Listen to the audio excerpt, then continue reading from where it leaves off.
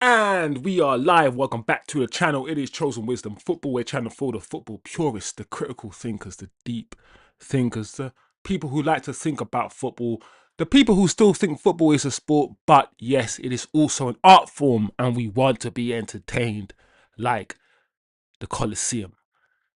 Big up, people. Big up the community. Today is, of course, your Monday evening show, your news show, your news talking points. Who said what? Usually it's the weekend fallout show, and we talk about the game. But as you know, guys, there has been no games, but there is still a lot for us to talk about. Listen, listen. First and foremost, as the thumbnail says, people, Elliot Anderson. Is Man City favourite for Elliot Anderson? According to some journalists, City are the front runners. We did speak on this. I think it's kind of well known now. A lot of people are saying, yes, City are favourites, but don't rule out Man United. Do not rule out Man United. We're going to talk on it. Fabrizio Romano has come out and he's spoken on it. Tonali, people, Tonali apparently is open, whatever that means, open to a move to Manchester United. So we're going to talk upon that one. Good news as well in terms of defense. Both Lisandro and Dorgu, big news, guys. Both Lisandro and Dorgu are back training with the squad. And with our defensive, yeah, I would say crisis. I would say crisis, guys. Would you? I think it is needed, well needed. So we're going to talk on that as well. Elliot Anderson himself has now spoken. He has spoken and he said, I'm just going to focus on England. And that is it. He hasn't said anything. He hasn't let anything go. Are Man United, guys? Are Man United looking at a centre back? According to some reports, we are looking at the centre back called Castello Luqueba. I'm not gonna lie, guys. I'm not gonna pretend that I'm familiar with this player. I'm not gonna pretend, but I have looked at him. I've looked him up quickly, very briefly. He plays for RB Leipzig. So we're gonna talk on that. We are going to, in my opinion, have to go into the transfer market and get a defender. I think we will have to, and we're going to talk on that as well today, guys. Carrick has also spoken, so we have Carrick talking about his style of play and what that is. We also have Harry Maguire, people. Harry Maguire is going to sign a new contract at Manchester United until 2027, guys. Man United will have a year or have a option of extending that contract for a year as well. So we can talk on that as well, people. We can talk on that. Harry Maguire getting a new contract. We can talk on that as well. Also, Kobbie Mainoo's contract apparently is close to be signed or to be signed. So we can talk on that. Lenny Euro captaining France under 21. Big up Lenny Euro today, captaining the French under 21 team. Listen, if he continues, like I said, on his trajectory, there's no reason why he can't be one of the best defenders in the game in the next 3 years. There's no reason. So we're going to talk about that. And if you want, guys, we can touch on De Zerbi. De Zerbi to Tottenham.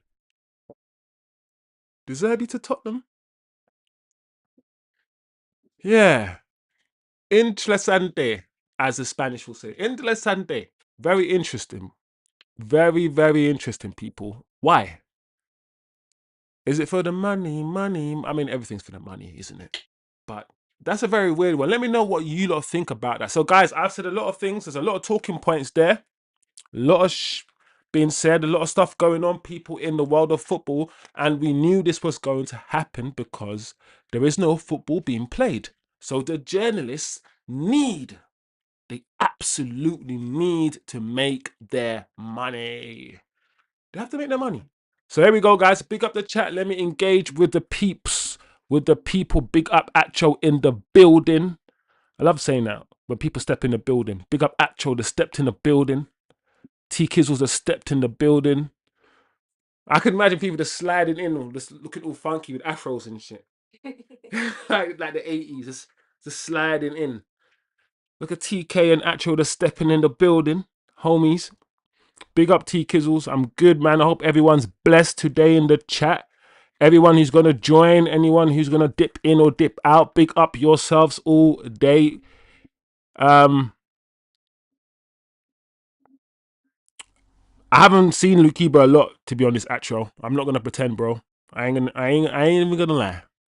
I've seen a little bit of him, but he looks very raw from what I've seen of him.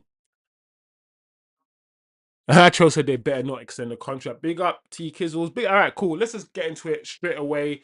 Good news, guys. Let's start with the positives today. Both Dorgu and Lisandro Martínez have returned to full first team training with Manchester United. Big, absolutely enormous. Full first team training, not no sideman training, not no you do half the training sessions or you do a light training session and you do light this and joke. No. They were in with the boys. They're back. Doctors signed off. Big. Especially, do you know what? Especially Martinez. In an interesting way, because I've always said yes, Martinez has his, you know, physical physical limits. He has his physical limits, and that's the only thing he really has. His physical limitations. He's just not commanding. He's not tall, and that's just his body. That's not his fault. But as a footballer, Martinez is a good defender. With the ball at his feet, he is good. We've missed the way he pushes that ball through the lines with that accuracy and that speed. The way that he could spot a run and play the ball, we've missed that. Listen, a perfect defender would be a 6'2" Lisandro Martinez. But here we are. We ain't got that. It is what it is. But he's back. He's back. And on the defensive front with De Ligt injured, we need a Mac. We need a Mac. And Dorgu, it's a shame. I think, can we agree, guys, that it's a shame that Dorgu got injured when he got injured, because the kid was playing well. The kid was playing well. He was on a good run. It happens in football. We know this game. We know this game. We've been watching it for years. You get injured, someone steps in your place, slides in, and then you don't get your place back sometimes. Can we drop Cunha, really, for Dorgu? Even in big games, can we really do that? Now that Cunha's starting to get. But either way, big news, guys. Big news. So that's good. Let's move. The Butcher is back. Dorgu is back. Let's see what Fabrizio is saying about Tonali and that Elliot Anderson situation, because as we know, everyone's talking about this. Everyone's talking about them. Anderson is a great player, and everyone expects him to leave this summer. Same as Tonali. Fabrizio Romano has said that Tonali is very high on their shortlist for June, as reported. The player would be open to the move. I think enough journalists are talking about this now with their chest for us to be comfortable. I think as a chat, can we say that we don't always have to agree, but can we say that Tonali is on Manchester United's list? I think he is. We are looking at this guy. Whether we get him, different conversation. Anderson, we are looking at this guy. And as we spoke about before, Acho, my guy, listen, sometimes, in the past, we ain't been shopping at the right shops. We ain't been shopping at the same shops as everyone. Now, I feel like, okay, I'm linked with these two players, and to be honest, They're both very similar. Dynamic midfielders of quality. Both could replace Casemiro. It, and when I say replace Casemiro, I don't mean replace what he does, but replace him in the team. Personnel wise. Fabrizio, I mean, he's gone on to say that Anderson, is on Man City's shortlist, but Man City are ahead. My understanding, people, anyway, is that Man City have done a bit more of the work than we have. The way that if we were talking about Baleba, it would be Man United are front runners. Talking about Anderson, Man City are front runners for similar reasons, i.e., Man City have shown more interest in Anderson. Man City will finish ahead of us in the league by one, maybe by one position. So then it becomes, surely, if Man City finish second and we finish third, both in the Champions League, does it come down to the selling of the project? Does it come down to who can match the fee? I don't know. Who knows? Who knows what Anderson's preference would be if all things were equal? But like I said, guys, being linked with either one of these guys, I will take either one of those players. So let me know what you lot think about that situation. If you could choose out of Elliot Anderson and Tonali, which one would you choose?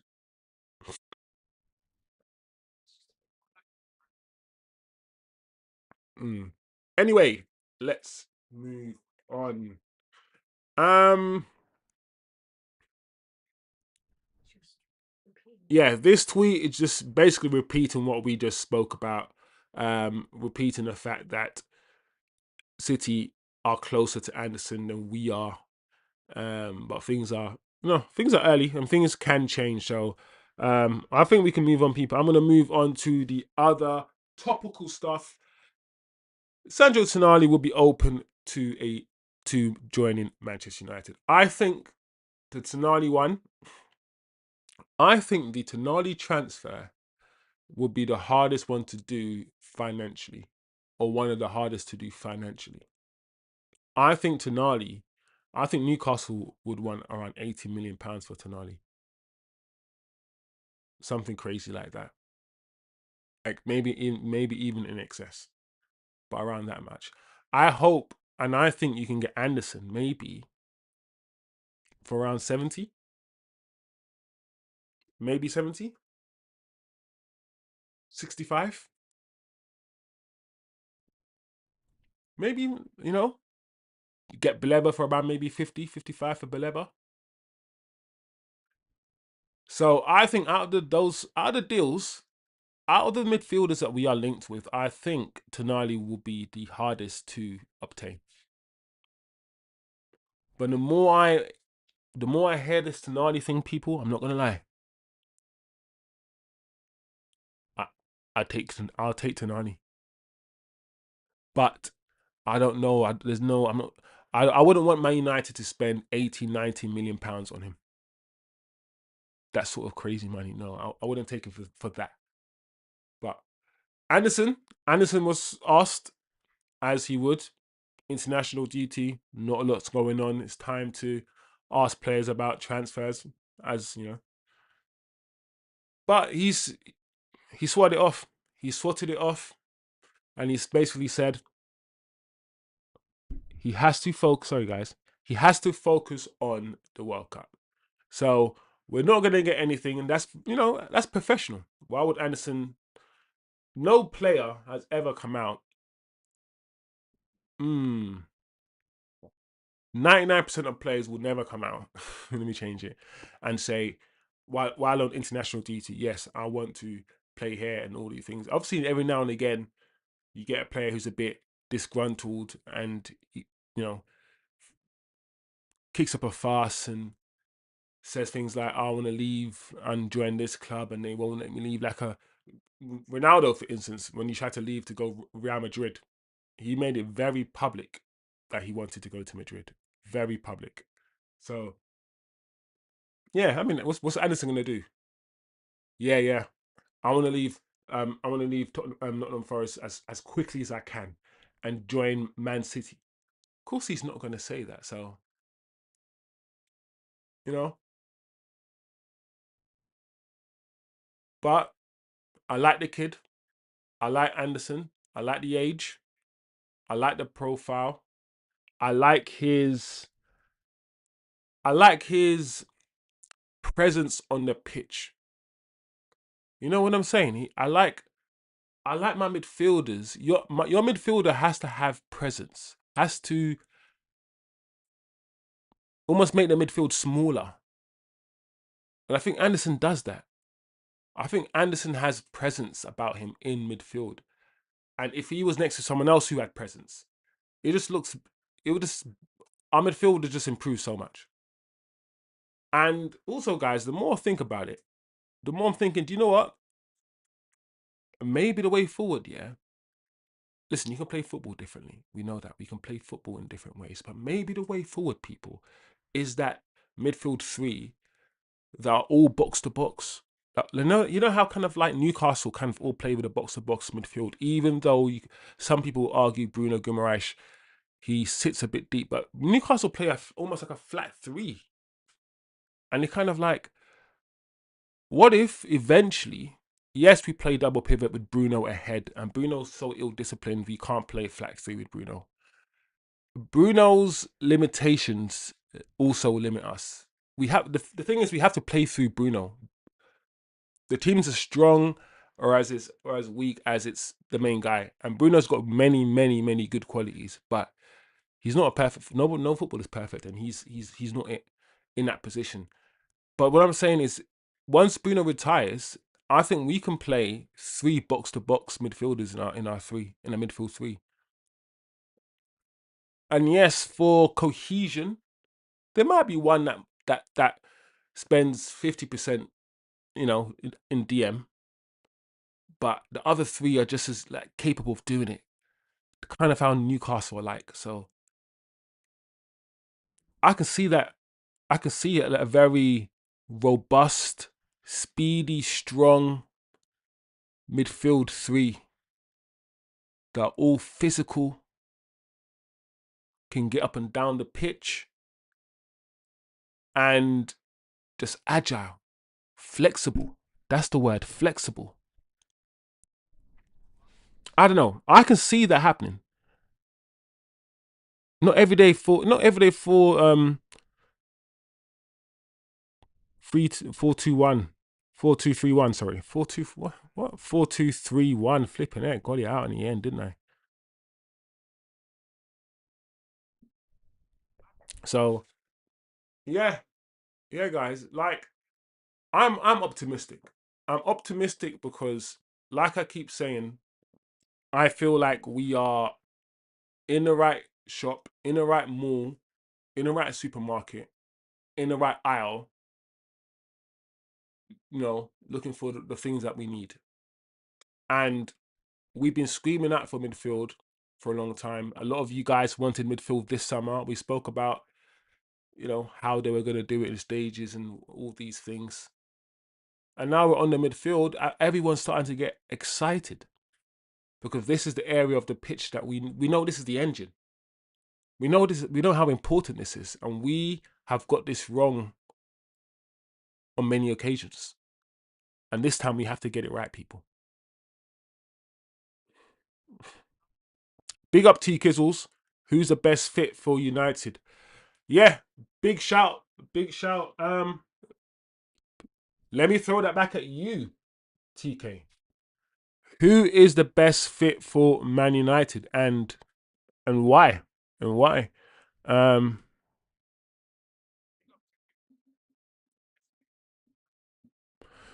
Acho says Lukiba is raw. I rather Slutterbeck from Dortmund. Oh yeah, yeah. I'll take him. See, I know him.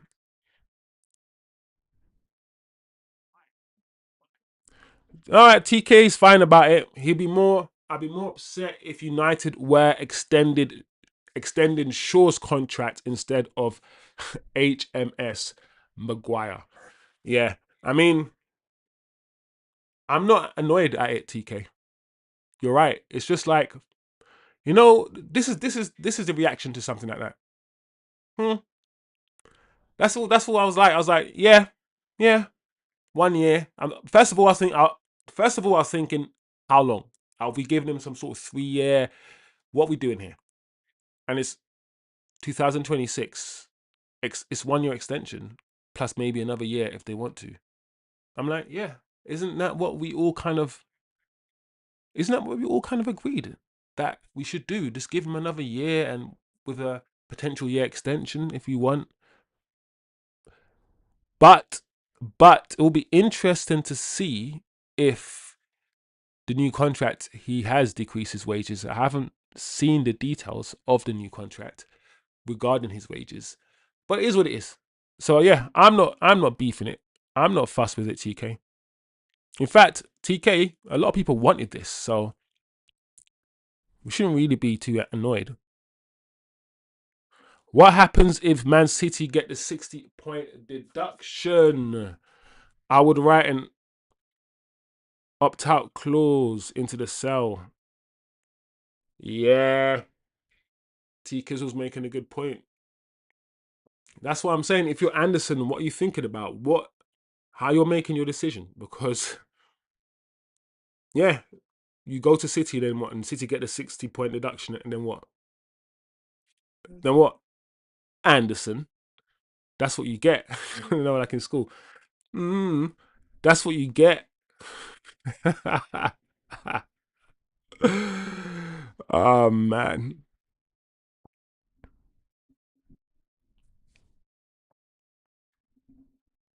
Mm, by fit financially as well. I just feel Tonali people. I just feel like Tonali needs to do something like a Isak maybe. And the thing about Tonali is I don't think he desperately wants to come. You know how we got Cunha. Cunha's a Man United fan, and we got Mbumo, who's also a Man United fan, and Sesko, he loves Man United. In fact, yeah, Sesko even might be, but I don't know if he is. Tonali seems like he just wants to leave Newcastle. So, and if he ends up Man United, he'll be happy. But he seems like he doesn't want to come to Man United, but he could come to Man United. And I feel like Man United, we kind of need a player to want to come here, like push to come here. That's our new thing. Secure it with the player, secure terms. Remember, make sure he wants to come. Make sure he signed personal terms, and then be like, "Cool, we've got that now. He wants to come. Let's talk to the club. Let's put." Apparently, we're not supposed to do that. Apparently, I don't, bro. Apparently, that's called tapping up. But everyone does that. So let's not even have that conversation because that is let's put it over there. But um, that's what United do now. That's what we do. So I don't know about Tonali. Tonali, I like Tonali, but the price tag, like I said, and does he really want to come to United? He's open. He's open, which means he's not. He's not. He wants to leave. Well, it's a good thing. He doesn't want to tie himself to one club. Eddie brings up a good point. I'm gonna touch on Baleba very quickly, Eddie. Just say my piece, Eds. Just 1 minute. I'm gonna say about this Baleba. I still think of all the players, yeah, that I've mentioned, the player with a higher ceiling is Baleba. Like Baleba last season was very, very good. And the season before, he was very, very good. In fact, all the seasons he's played football, he's been very good apart from this one season. And his skill set, yes, you can say Wharton, he can pass the ball well, but Anderson can pass well. Maybe not. He's got different passing skill sets at Wharton, but they could both pass well. Maybe Wharton is slightly better passer, especially long range. But Baleba can do things that neither one of them can do. Like, Baleba's stronger than both of them. And I still think Baleba's more dynamic. Cover the grass quicker.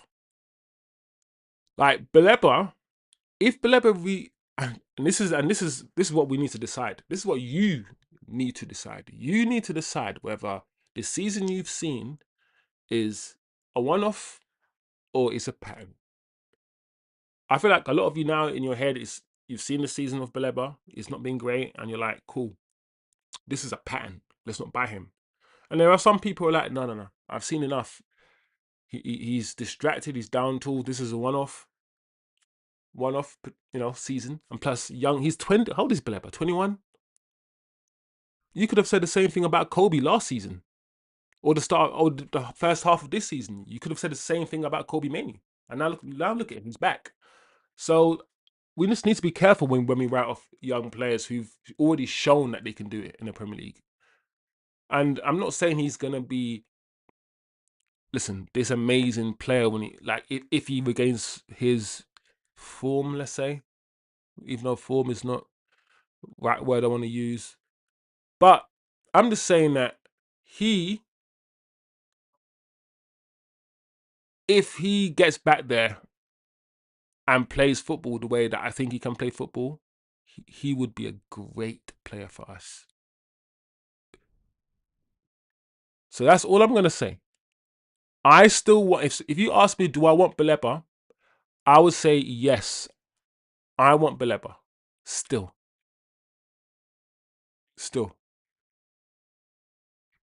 He still played 26 games for Brighton. So not all the games. And I've watched him and he's been good. I'd love to listen to some Brighton fans talk about Baleba this season. You know that I've watched Brighton games, but I haven't watched all the games. I want a Brighton fan to do a full review and tell me what is happening. Is it form? Have we really got into his head? Or is it just maybe Brighton are phasing him out because they know they've lost him? But all I'm saying, anyway, I spent a long time bigging up Baleba. All I'm saying is, guys, let's not sleep on Baleba and forget about him. People have bad seasons. Players have bad seasons. That's all I'm just, listen, putting a case forward for Baleba. Just in case people have forgotten how good he was. New toys, right? There's some new toys now. Having to wait for Anderson after the World Cup is bare annoying.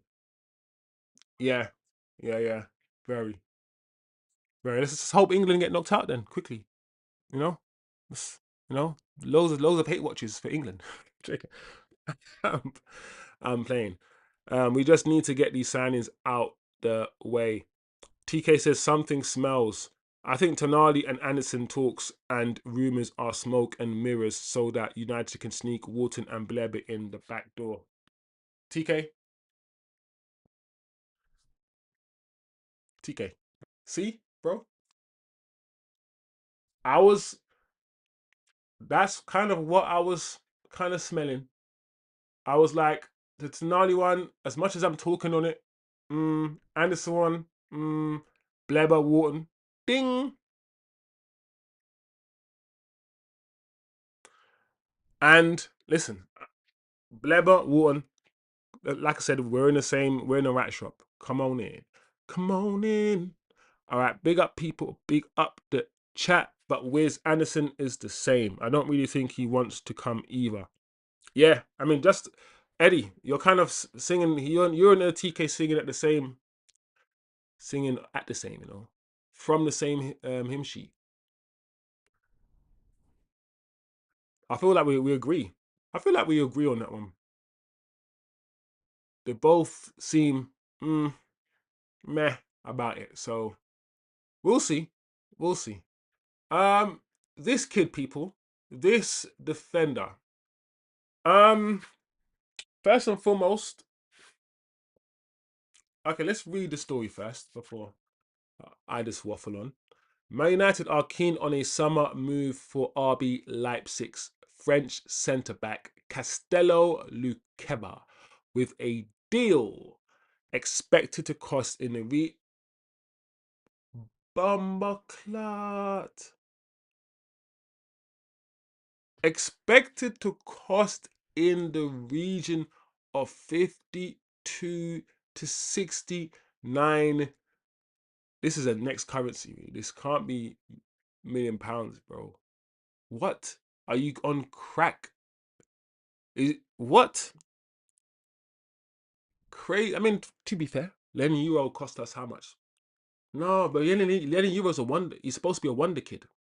Lenny Euro is literally a wonder kid, apparently. He costs us 60 M's, Lenny. Right? Anyway, focus. Because that price tag, people, has thrown me off the cliff. No, I'm joking, not really. But I've seen a little bit of this guy. All right. Let me know what you guys think. Educate me. If you guys want to educate me right now, please do. Inform me so I can become more knowledgeable about this player. I've seen a little bit. He looks okay. One thing he does look though, he looks athletic as hell. He looks like he can run, slide tackle. He looks Aaron Wan-Bissaka level athleticism. That's kind of what he looks like when he plays football. And he looks like he can push the ball forward, punch it forward, he can pass. He looks all right. It's RB Leipzig, which means I'm thinking Christopher Vivell, right? Anytime I think of an RB Leipzig player or any sort of player like that, I'm thinking, yeah, this is Christopher Vivell. Dorgu, I feel like that was Christopher Vivell. You know, Heaven was probably Vivell as well. No. Vivell would have been Wilcox. Wilcox knows the young English G's. That's the whole point of Wilcox. Wilcox is he knows all the young English G's. But yeah, let me know, guys. The price tag is wow, cool. I don't know about that. I don't know if you're gonna get that from Man United. But we need centre backs. We need a defender. I'm increasingly concerned about Dillit. And you know, I'm one of those people who is like, listen, Dillit's good. Dillit's our best defender. He is. What is going on? He was supposed to be injured for a couple of weeks. Now it's turned to months, and now we don't hear anything at all. Martínez, we know he's back training, but give him 3 games, he's going to be injured again. And then we got Maguire, and let's be honest, guys, as much as people want to be singing Maguire's praises, he's not the player you start in a professional game of football in the Premier League in 2026. He's still HMS. He's still trying to drag people down in penalty boxes. He gave away 2 penalties because he's just not mobile enough. His lack of ability to move, just move quick, bro. Just move your body quickly. His lack of ability to just do that keeps costing us games and games. Yes, he's good in the box. He's good in the air. He's big. He covers the space. He's a good box defender because of that. Because of his size and his presence, he's a good box defender. In the very short space, yeah, just 4 yards either side of him, he can be okay, right? There's not a lot of moving. But you turn him on a halfway line, or you have him on a halfway line, you're going to toast him. So, I don't know. We need another centre back, guys. We need another centre back. And so far, and listen, I've criticized Ineos many, many times. Many, many times. But I always say, by the way, guys, the camera's gone down a little bit, but if you guys can still hear me, smash the bumper clock like, and I'll just continue anyway. But what was I saying?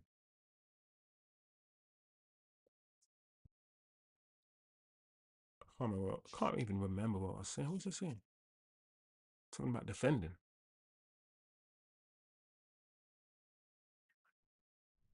Can't remember now. Anyway, let's move on then. Perfect time to move on. I'm gonna sort the camera out, people. Don't worry. Let me just.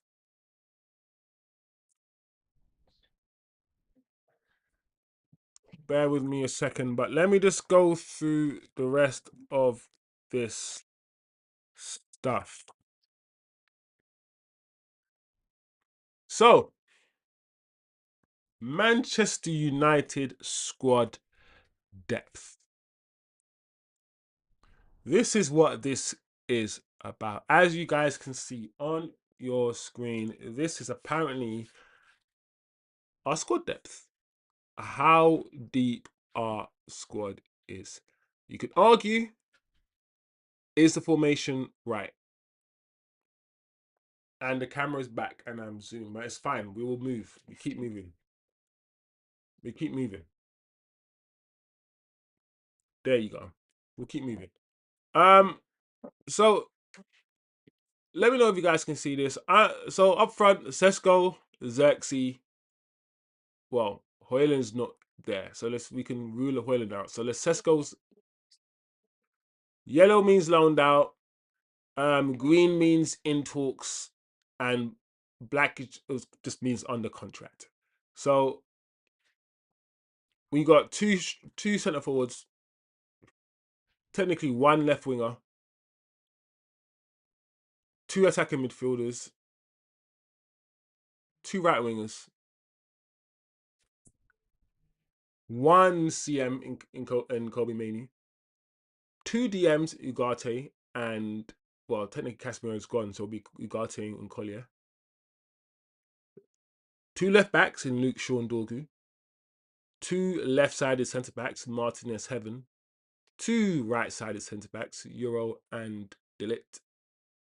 Dalot Mazari whack backs and Lemens and Bain there. So first and foremost, the thing that sticks out to me is obviously Kobbie Mainoo. We need a midfielder anyway. Even if Casemiro wasn't leaving, we would need a midfielder.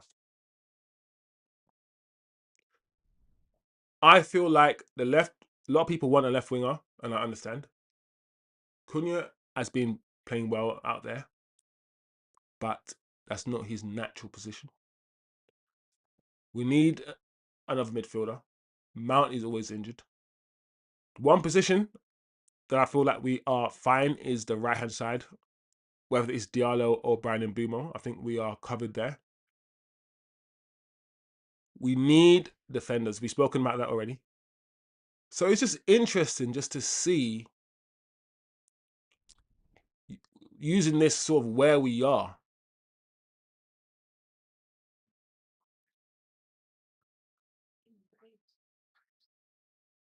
So who's been loaned out? Onana. We know Onana's not. He's gonna come back, but he's not gonna stay here. Rashford and Sancho are gone. And if we want to be in the Champions League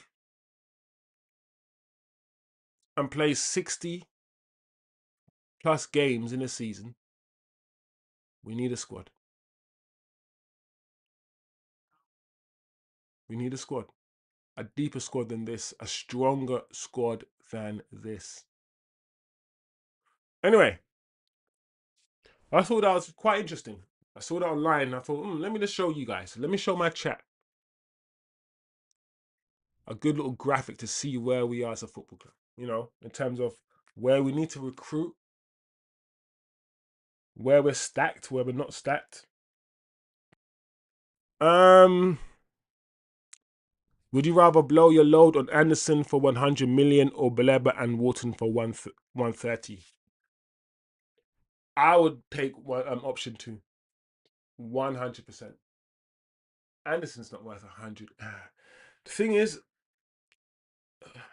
a player's worth as much as you, worth as much as you pay for him.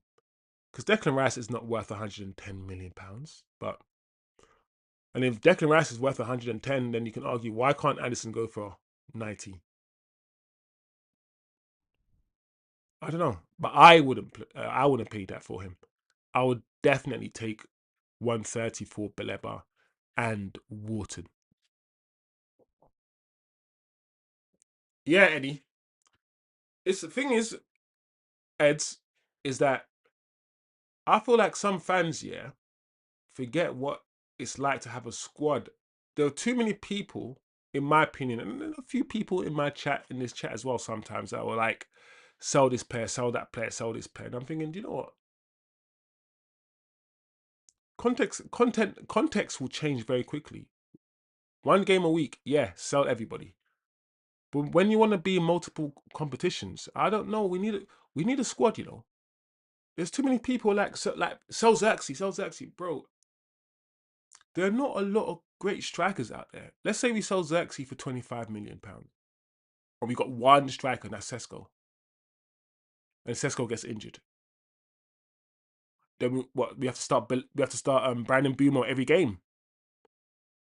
And let's say we want to go into the transfer window and buy another striker.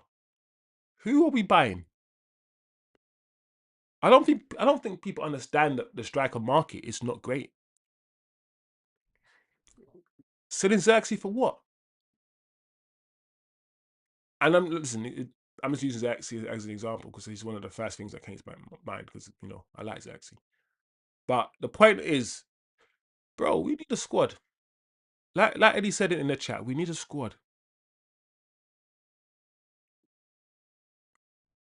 And we need to get to a place where we're not just pitting players against each other. We just get to a place here where we just understand each player's strengths. Like we understood Park Ji Sung's strength. Like Park Ji Sung, he's got 10 lungs. He's got elephant lungs. Kante's got elephant lungs. He can run all day. That's his strengths, and he's got good quality. But that's when we play him in the hard Champions League games, and we take him out, and we use our squad. Sometimes Darren Fletcher would start because Fletcher could run all day, especially at the back of like Scholes' career and whatnot. We appreciate everybody because we understood that sometimes O'Shea has to start as a DM. John O'Shea had to start as a DM, or Phil Neville had to start at left back. Listen, we just got to use our squad. So it is what it is. Carrick, this is good. I like this quote from Michael Carrick, people. Let me know. Smash a like, guys. Let me know. Comment below. I like this. Carrick on United's ambitions and style of play. My style of play is to win every game, says Michael Carrick. Do you know what? Do you know why I like that, people? I like that because I think I've made this argument with you guys or to you guys before.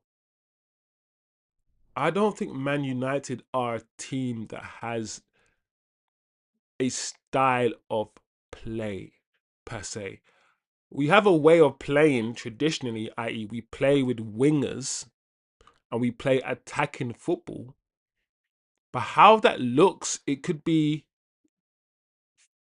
4-3-3, it could be 4-2-3-1, it could be 4-4-2, it could be possession based, it could be defensive counter-attacking. How the game unfolds and how what we do in the game, we're not Man City and Arsenal that have patterns and pragmatic systems. We've always played a swashbuckling brand of football, which is just free from those labels. And the reason why it's hard to talk about. Obviously, we've had different managers as well, so I'm talking about Man United in general, not just Michael Carrick. Because even under Fergie, one manager, and I've spoken about this before, Fergie had the early Man United team, the 4-4-1-1, 4-4-2 team. Then it was 4-4-1-1 Dwight York. After the Hughesy, then the York and Cole team. Then a 4-3-3 team. He'd had different systems throughout his career. He changed. So I like the fact that he says, you know what? Man United, yeah, we win games. We win games. Style of play, we play attacking football and win games. If we got to defend with our flipping for our dear life, we will defend for our dear lives and we'll sucker punch with that one goal and we'll go home. Boom, bam. And that's what we did that under Fergie as well. We played like that. So Man United's style of play was just to win. We just won games. And that's why I like that response. Every game is different. You're gonna have to set up differently. Anyway, Champions League qualification is the minimum. Next season we go there to win it, with or without me. Anything less, I consider a failure. That's when you know you're. That kind of talk there when you're like, listen, this club, yeah, is gonna get to the Champions League with or without me. I'm like, all right, Carrick. Carrick does he knows the media. He does the media well. He knows what to say. He doesn't say anything out of place. He doesn't say anything too emotional. He's very, listen, we've said very many times about Carrick and how he is in, in his press conferences. With or without me, you know. Okay, Carrick.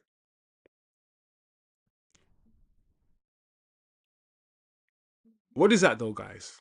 What's he trying to do there? Is he trying to do something? Is he just saying he's got faith in the machine?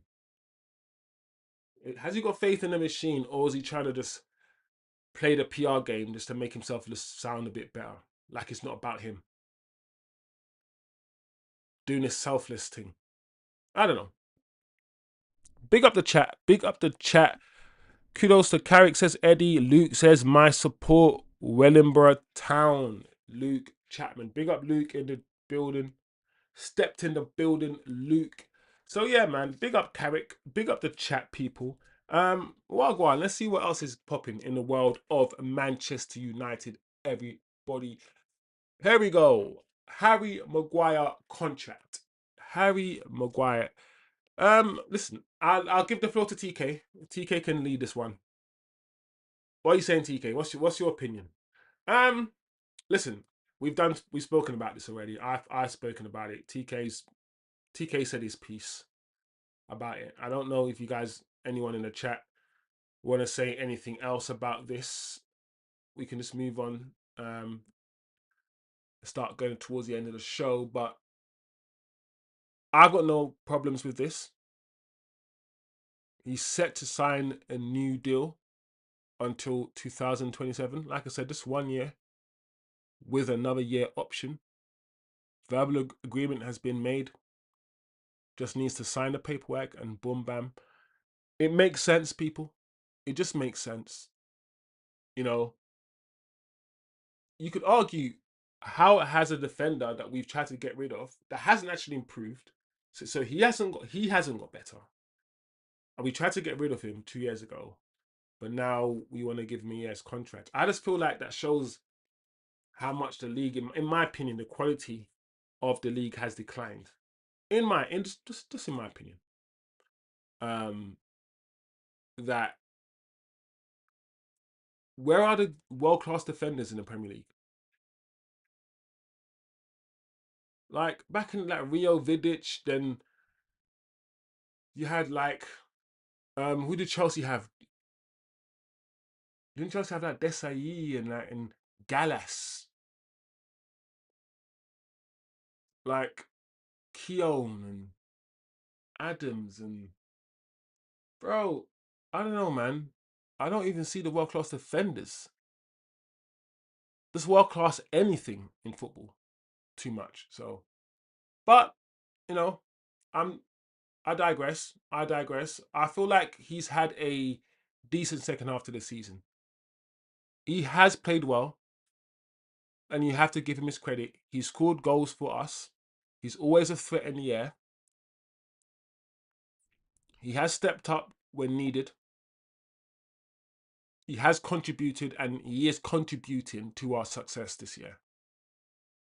He has made a few mistakes in the past 5 games, conceded a few penalties now, and got a red card.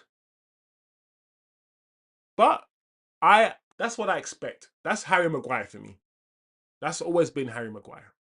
So it is what it is. So big up Harry.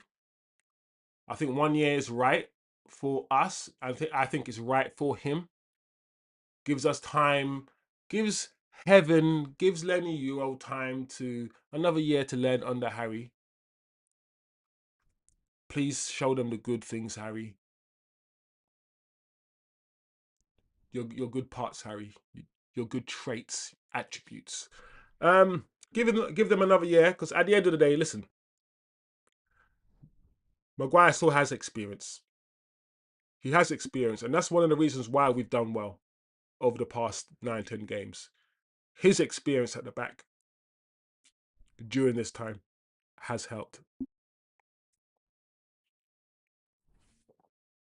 Big up Ivan in the building. Ivan stepped in. I ain't seen Ivan in a hot minute. Tonali, Anderson, Wharton, João Gomez. NDA. How do you pronounce it? Is it NDA? I always butcher words, bro. Like, it's crazy. Monday. And the squad is inevitable. We get in either Tonali or Anderson. Both seems too difficult. Ivan, it's interesting you say we're getting either one. I'm more inclined to think we will get either one or none. We're definitely not getting both. I feel like, okay, not definitely. I'm 80% sure we're not getting both. It's quite high that we're not getting either. But I think we could get one of them for sure. I agree.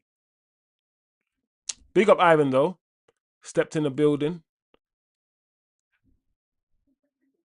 Yeah, yeah. I ain't got no beef with Maguire staying for another year. But we do need to start thinking beyond Maguire now. Which we have. That's why Heaven and Lenny Euro are here.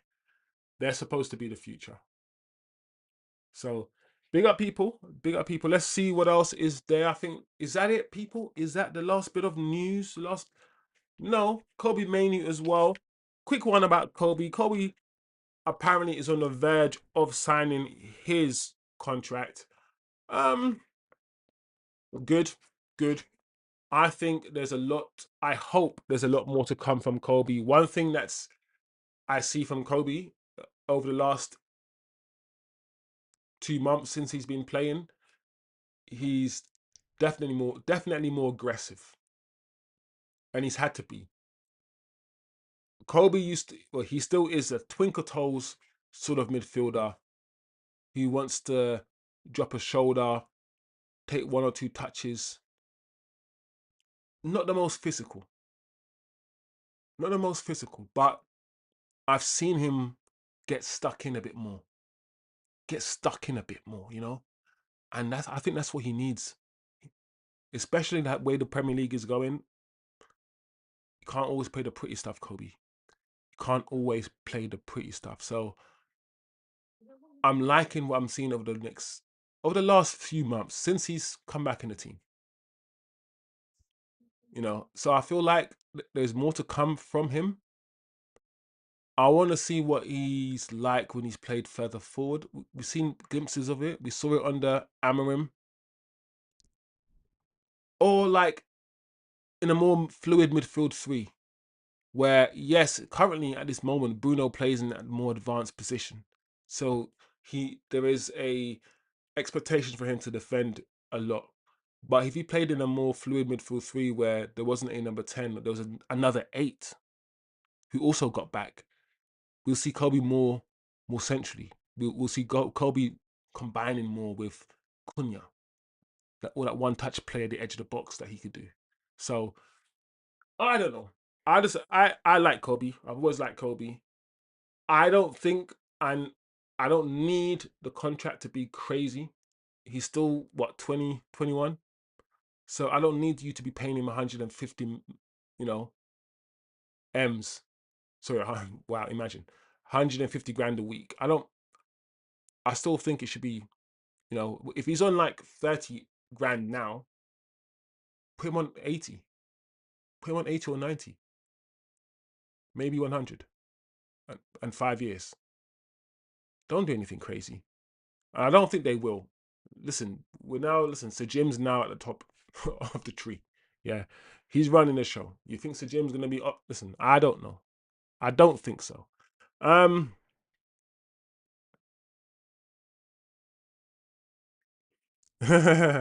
Ivan said man's gonna go from Sir Jim to Daddy Jim if he pulls off the Tonali. Listen, anything's possible, guys. We didn't think we were gonna get this guy. This guy that you guys can see on screen, we all thought Madrid was it was done. The deal to Madrid was done. Do you know what I thought? Do you know what I think about Len Euro to Madrid and how we bought him? I think it's really simple.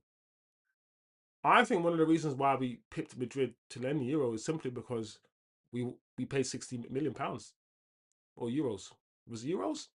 It might have been euros. And I just don't think Madrid were willing to pay that.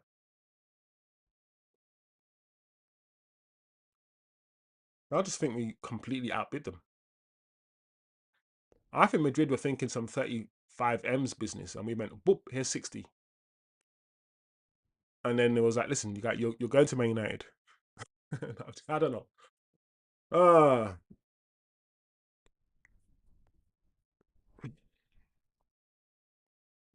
Ivan, Lenny Euro very underwhelming, not gonna lie, if you consider the hype. I hear that.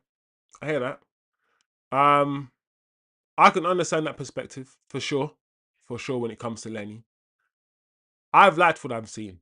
It's not his fault. I never really blame players for clubs spending too much for them. It's not their fault. I always got to remind people that he's 18. He was 18 years old playing centre back for Manchester United in the Premier League in his first season, and he was our best player. Like it's like hello, we all sat here together and we all watched that three at the back right under Ruben Amorim last season. And the one player that stood out for us was Lenny Euro playing that left centre back role. He was amazing. Most games he was really good. Maybe there's one game when he got skinned, but most of the times he was good. 18 years old, bringing the ball out from the back. This season, I'm not gonna lie, he's done what young players do, and I'm expecting him to do that. Him, Kobbie Mainoo, Foden, Baleba. He's done what young players do. He's had a season where he's not been great. Heaven was selected. He was on a bench. When he's played, he hasn't been his. He hasn't hit the performances he hit last season when he's played. So I understand why Ivan has said what he said. I feel like maybe playing in the three suited him, helped him. Now playing in the two, it's harder, isn't it, Lenny? Isn't it, Lenny? It's harder, isn't it, my guy? Yeah, yeah. And you're gonna have to learn. Listen, when it comes to these young G's, yeah, these 19-year-old centre backs that we have, both of them, yeah, I've got calmness about me because I'm like, if these young, and I know defending's about time, it's about like you can be like an attacker at 18, like a Yamal, 17, and ball out because you got the tech. Defending is not just about tech. Defending is about understanding about where the striker's gonna be, what runs he's gonna make.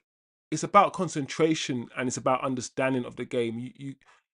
You get better in you get much better in time when it comes to defending. And I just feel like both him and Heaven, those two 19-year-olds, by the time they're 22, in that let's say 3 years, playing Champions League football next year for Man United, all these things, making mistakes, maybe hopefully getting mistakes out of their system, and hopefully, you know, be more polished, you know, than they are now. That's the point, right? The point is all these 20-year-olds. Listen, let's look at the ages. Heaven, Lenny, same age. Dorgu, same age, right? All these young G's that we're gonna get. Baleba, same age. Ahmad, about 2 years older. The whole point is they're supposed to mature. We're getting people, the players of the same age, so they can mature around the same time. I've spoken about this, and that's what I'm thinking. That's why they said 2028. 2028 is 2 years time, and these guys will be 22, right? A lot of our squad will be 22. The Cunhas and stuff will be 27, hitting their prime. Just like the class of '92, they hit their prime together. So I'm just hoping that we've also thought about that. And I've always said the age profile you can't have someone who's 35, then 21, and someone who's 24, and everyone hitting their prime at different times, and that's long. That's not how you build teams. You don't build teams like that. Not sporting teams.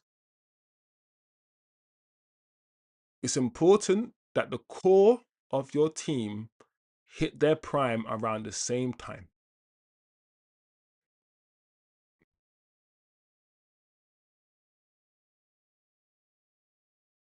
But what are you guys saying? Ivan, Euro benefited from the Amrim days. Now that we play forward at back, he's just average. Well, TK, I didn't even read that. I didn't read that until now, TK, and you literally said the same thing I was saying. That's crazy, TK. Touch wood. Great minds think alike, bro. Only thing that benefited from Amrim was rival fans. The trauma's still there. Oh man, at least we know that Euro has the skill and the tools. Just needs to work at his craft. Yeah, yeah, he's got the platform.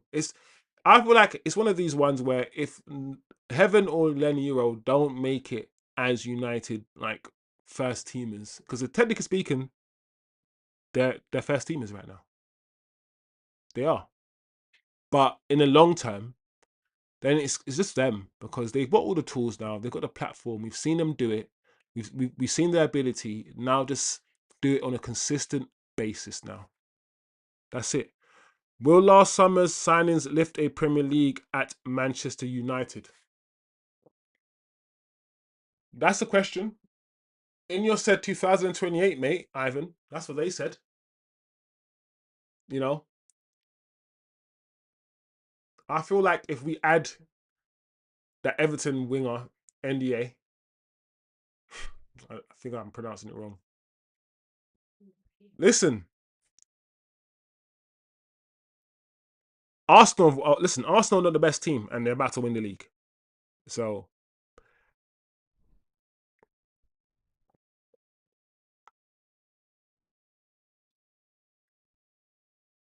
yeah, I agree with Acho when it comes to Heaven. Heaven's the same. Heaven's the same. Like, Lenny Euro in this Premier League is playing too much like a Rio Ferdinand.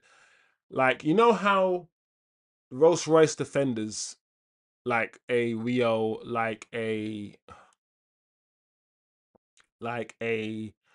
who do we sign from Real Madrid? Literally spent 3 years playing for us. French. He just he spent 3 years. He literally just left last season. Huh? Varane, yeah. I feel like Leniro's French, right? So Leniro is in the Varane Rolls Royce type of defender, right? I don't feel like Leniro just needs to. He's a bit too Rolls Roycey. Leniro doesn't want to jump for the ball. He doesn't want to clash of heads. You can tell. You can tell when Leniro is playing football that he doesn't want to hurt himself. That slide tackle that he made, yeah. Was it last game or the game before? That slide tackle that he made was sick, by the way. It was sick. And that's when I'm like, yeah, Lenny. That's Lenny that I know. Lenny just needs a bit, and not aggression for aggression's sake, but it needs to command his space a bit more. He needs to. He's got the stature, but not the presence. And I think it can come. It can come. In the air is where I really want this guy to improve more. I want him to dominate more in the air, Lenny. I see him get out jumped, and we've conceded some goals because, he hasn't got his head on it. It is what it is anyway. Either way, we can do this for any player. We can look at negatives and weaknesses, and it's interesting to do it, but this wasn't even supposed to be like this for Lenny. It was supposed to be a positive thing for Lenny, us talking him up. It was supposed to be me talking him up, really, and saying how good it is that he is captaining the French under-21 squad. You're not going to get in the French team ahead of Saliba and those guys, but captaining that French under-21 squad, he's on the trajectory. Captain the under-18s, captain the under-19s, captain the under-21s, and he's only, 20? 19 or 20. So in 2 years' time, 3 years' time, who knows? Could he be captaining the French team? Probably not, with Mbappe and them guys. But Lenny is doing what he needs to do. He's taking his steps. So big up Lenny. Big up Lenny. I think Lenny can be front foot. We have seen it last year, like when he took a shot point blank like Vidic and still played on. Yeah, Varane. That's it. Yeah, he can be. He can be. We just need to see that more. When the ball's in the air, I want to see him jump and just be aggressive. And I need less passive Lenny.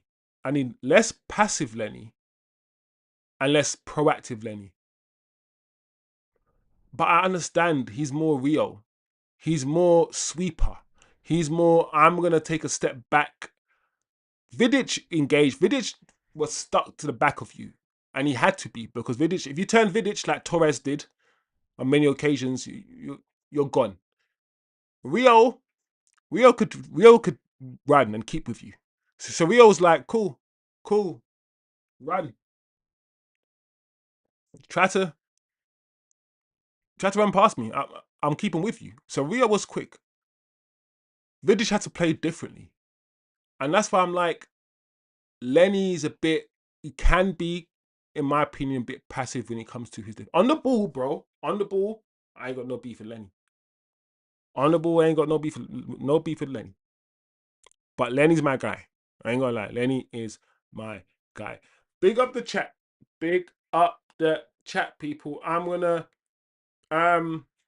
message about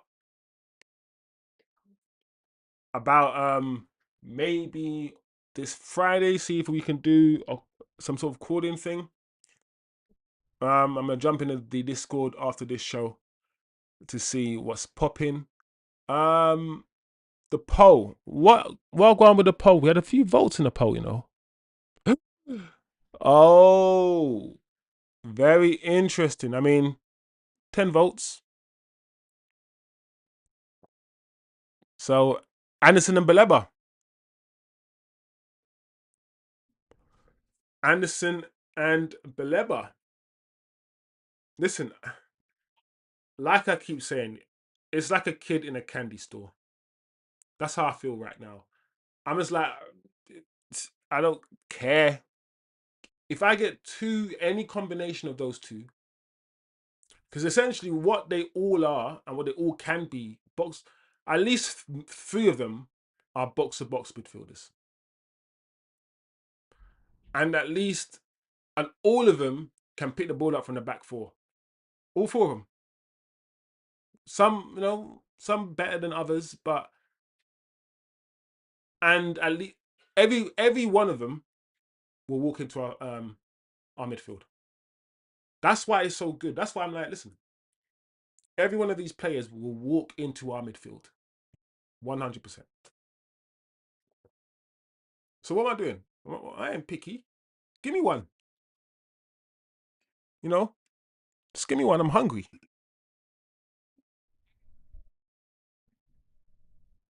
It's like, do you want a round chicken nugget or do you want a square-shaped chicken nugget? Bro, give me the chicken nugget. Yeah. I don't care if it's circle-shaped or square-shaped chicken nuggets. Just give me the damn nuggets, bro. What the hell kind of dumb question is that? That's what I'm like right now when it comes to midfielders. What kind of foolish question is that? You just give me one of these guys. Don't fuck around, man. Cha, don't waste my time. Yeah, those two would work wonders for us, but still need that experienced player. I still want Wharton. Anyway, all of this midfield talk. Listen, this is why I don't like transfer talk in the middle of the season, because you get too hyped, get too excited, and then come end of the season, we don't get any of the players that we're linked to. Do you know what? That didn't happen last season. We were linked to Cunha very early. I think. Do you want? We were linked to Cunha last year, but it was around this time where the talk about Cunha got strong, and we wrapped it up quick at the beginning of the season. So let's pay attention. Remember, guys, we don't talk. Man United don't want to put things, or don't like to put things out there unless they feel like they've got a chance or they feel like they're sure. So I feel like Wharton. I mean, listen, I've already said about Wharton. We've spoken about Wharton, and I've been waxing lyrical about Wharton. I'll take Wharton. Give me Wharton and Baleba, and I'm a happy bunny. A big one, but I'm happy. Big up, people. Big up. Listen, and if we finish third without those players, also, I'm going to say this actually. Finishing third without those players, where will we finish when we have them? Is what I was going to say. And the second thing is, if we get, let's say, Adam Wharton and Baleba, our midfield is straight away better than Arsenal's midfield. And don't argue with me about that, because there's no argument to have. Like, I don't actually rate Arsenal's midfield that much. I don't actually rate Arsenal that highly. You guys know that. If we get just two of those players, our midfield is automatic. What, Zubimendi and Declan Rice? So you're right. Our midfield is automatically better than theirs. Our attack is already better than theirs.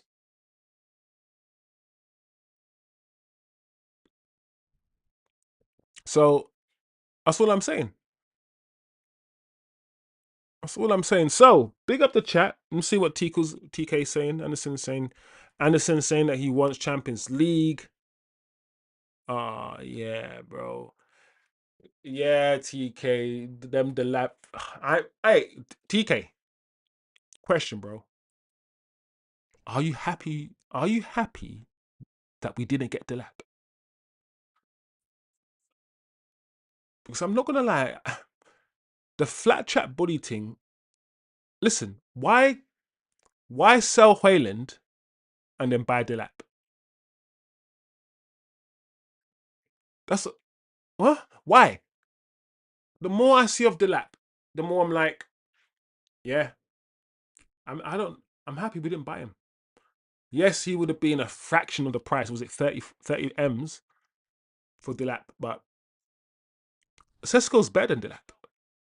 He is. So yeah, Anderson. It will be a shame if you don't get Anderson, and it will be a shame if he goes to City. And I feel like City need him. City need him because City's midfield, as much as it's nice and tiki taka, it they miss that sort of dynamic midfielder, that sort of Yaya Toure sort of guy that can drive them forward. They don't have that guy, and Anderson could be that guy for them. You know?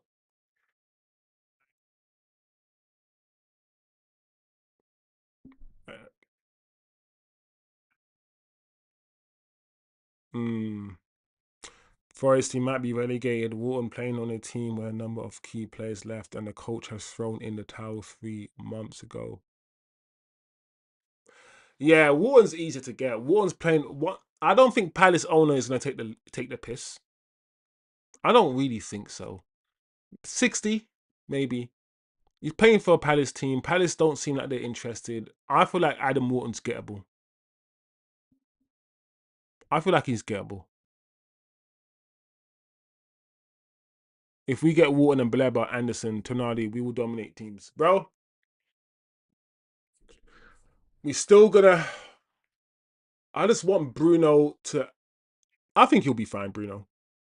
We always have this conversation. I feel like he'll be fine as long as he joins, comes back, helps them out like he should.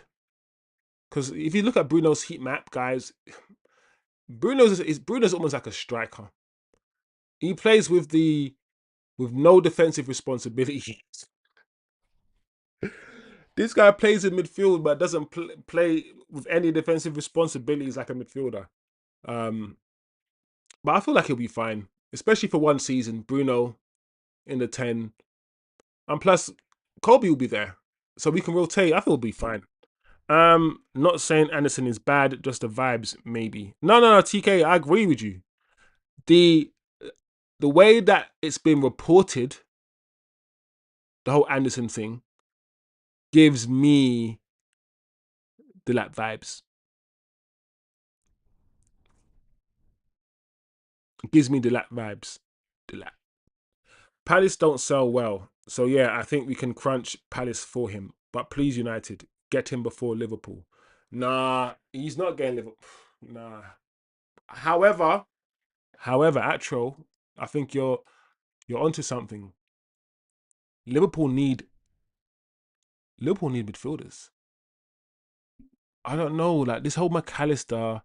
I don't know. I feel like they need to go back in the market and get some midfielders. Liverpool. So maybe he could go to Liverpool, but I don't know. I don't know.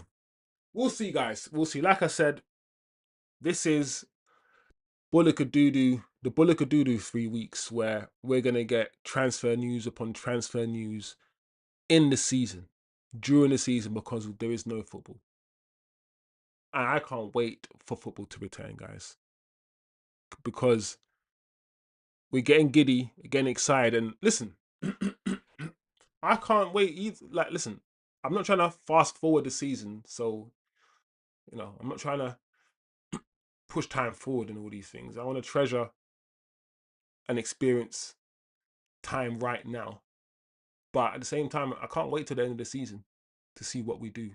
You know them ones where I want to enjoy the football right now. I'm not trying to push things along too much, but yeah, because I know the season's almost done. We just need to maintain what we're doing right now, secure top four, and that's the only thing we can do. Just secure top four. That's it. So maybe that's another reason why everyone else's mind is already drawn to who's going, who's coming in, who's going out, who we're gonna sign. Everyone's brains already drawn maybe to the summer. I don't know. Um,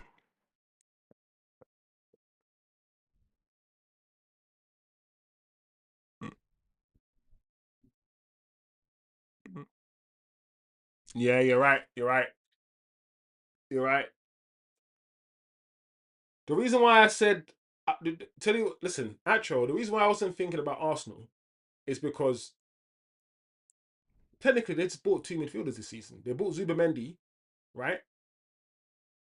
They bought Eze. Technically, he's an attacking midfielder, right? Midfielder. Two. I'm pretty sure they bought someone else as well. We are the only team that hasn't bought a midfielder this season. Like, we actually haven't bought in the midfielder this season. Arsenal have bought in at least two. Liverpool bought in what? Vets, right? So it is what it is.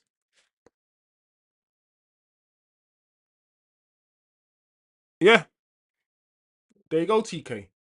And hopefully, you do the flipping the Erling Haaland prayer, whatever he does. We pray and hope that Man City get that point slap. But then, listen, look out for Liverpool, because this season could have been a one-off for them. I don't know what they're going to look like without Mo Salah on that right-hand side, and how they're going to have to adapt without him. I think the midfield is an issue. They should have got Gehi. They should have got him. let's just keep an eye. Let's keep an eye on Liverpool. Let's see if it finds because listen, say whatever we want to say, but they're aren't they like sixth and like only like 3 points behind us?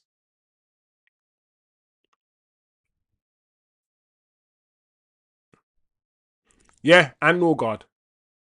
So there's all these teams who have this season bought midfielders.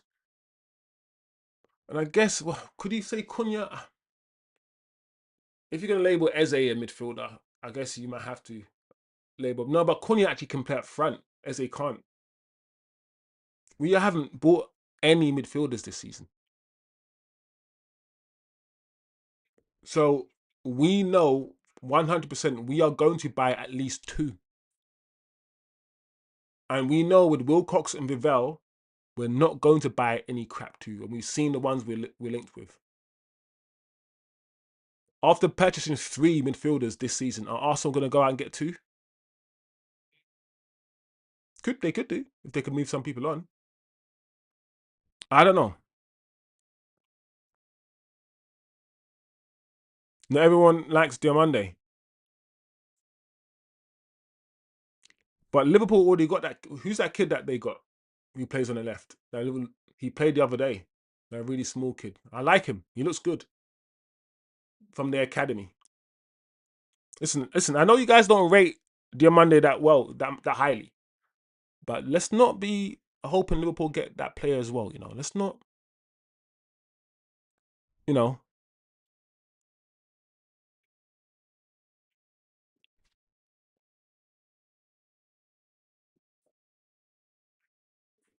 but Diamande right hand side for Mo Salah. Is that what you guys are thinking? Mm. Football, man, you can never replace like for like. What Mo Salah is almost like Bruno, where they don't play the most eye appealing football, but they're both inevitable. Liverpool are gonna miss that. Less so now because he's not been that guy this season as much. And United, listen, say what you want about Bruno. It's gonna feel different, very different playing football without Bruno Fernandes. Very different. Yeah, that's it. Rio, that's the guy. Acho says Rio's not good enough. I'm sure Haaland is good as done at City. He will not. He will want to play in Spain and take advantage of the comfy tax situation in that country for foreign players. Do you know what, T Kizzles? I've never even thought about Erling Haaland moving from City because of his dad and all these things. I'd have thought because of that, City's going to be his club. And when he got there, he signed like some. Didn't he sign some stupid 6 year 5 year contract? He signed a crazy deal. But yeah, you're making a good point there.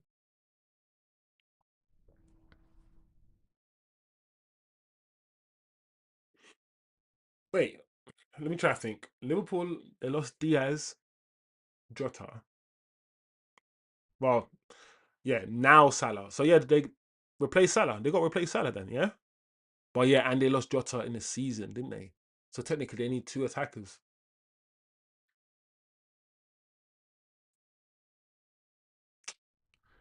The Everton winger, man. Give me him. Give me him, and I'll be a happy bunny. But everybody wants him, bro. NDA. The thing about Liverpool, guys, you know what I think about Liverpool? You know how they had bare players here who didn't really want the ball to feet. They had bare runners. They kind of replaced. I think I've said this before. I feel like they replaced some of their runners, the guys who wanted through balls, the Salahs and the Brian and Bumo type of players, and they replaced those players with guys who just want it short, want it to feet a lot, and tried to force the likes of Ekitike and force those sort of players to like, bro, you can come short, yeah, but you need to stretch the fucking pitch, bro. You need to make that run. but I feel like Liverpool are gonna get there. That's why I'm like, bro, let's not wish Liverpool get there Monday. As much as you guys might not rate him that highly, let's not do that. Isak, bro, the way that nobody is really talking about Isak, and this is bias. This is bias working beautifully. If this was any of our players, yeah, who had, if Man United had a season that flipping Liverpool had, bro, where we win the league, yeah, and the season afterwards, or the summer afterwards, we spend £450 million on the best striker in the league, Isak and Iketika, all these things, yeah. That's to only finish sixth. If that happened to Manchester United, bro, you'll be hearing it every day, every second, like that mosque bell. That's what you'll be hearing. Like it'll be crazy. But Liverpool, just you don't really hear it. You're not hearing much. Acho, I knew Acho would say this. I'm looking forward to football post Bruno Fernandes.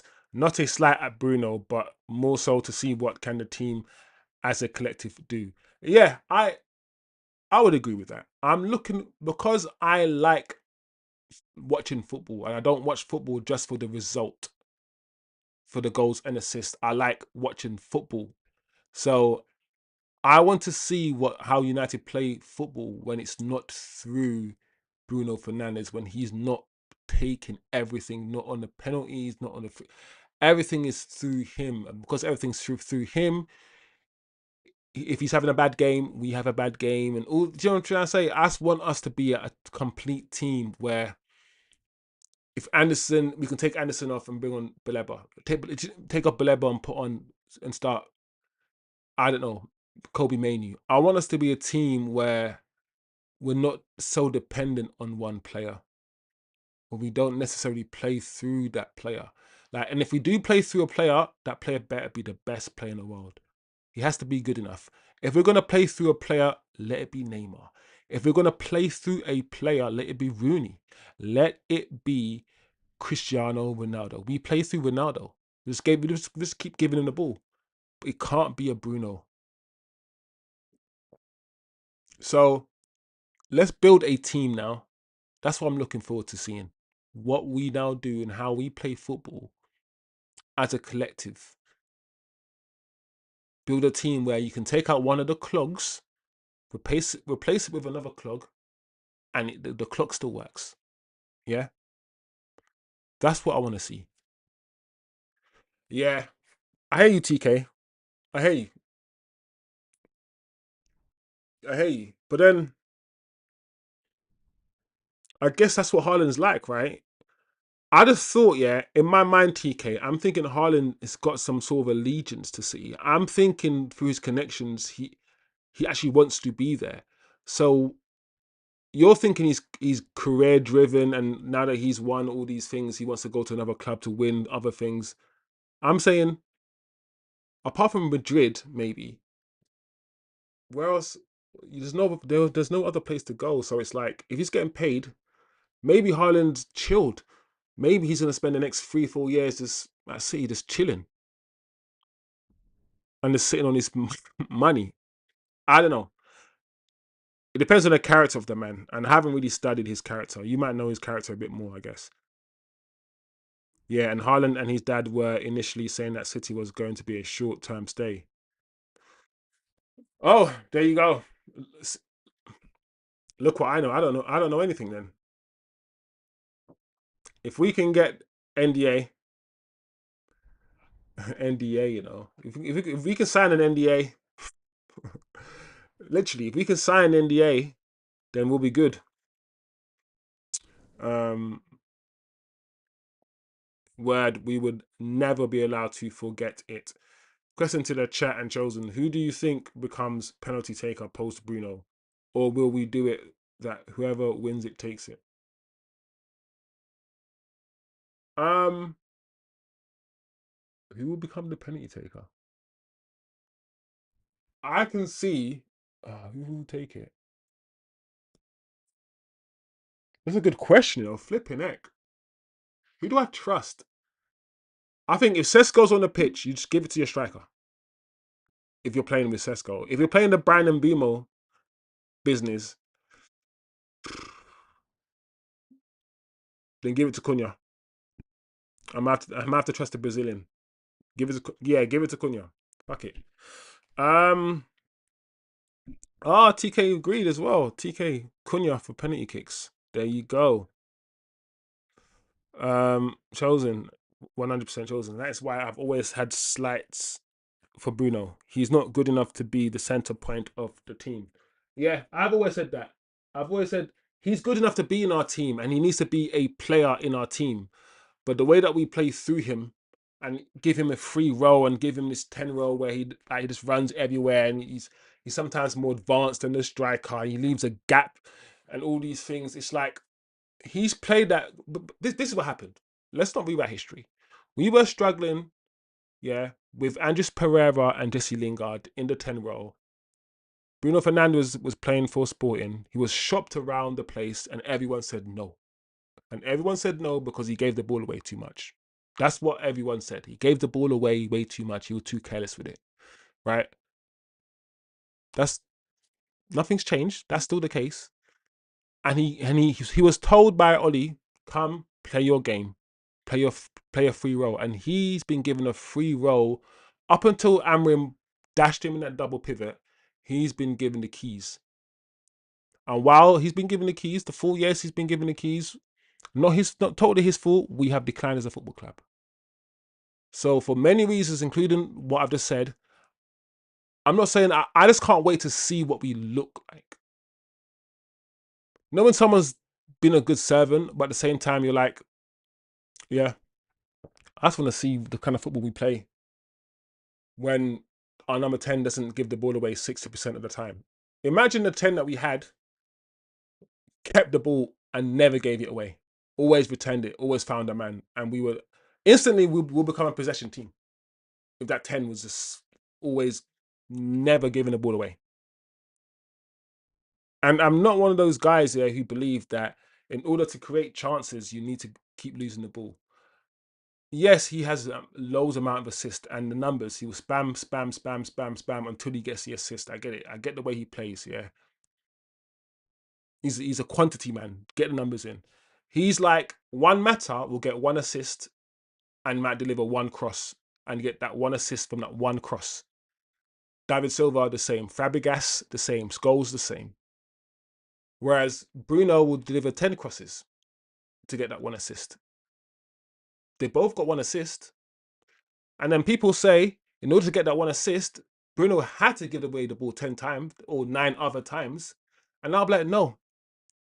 We've seen great midfielders, great attacking midfielders in this Premier League keep the ball and be very secure with it. So it's a myth. It's a lie they're telling you. But it doesn't mean Bruno's not a good player.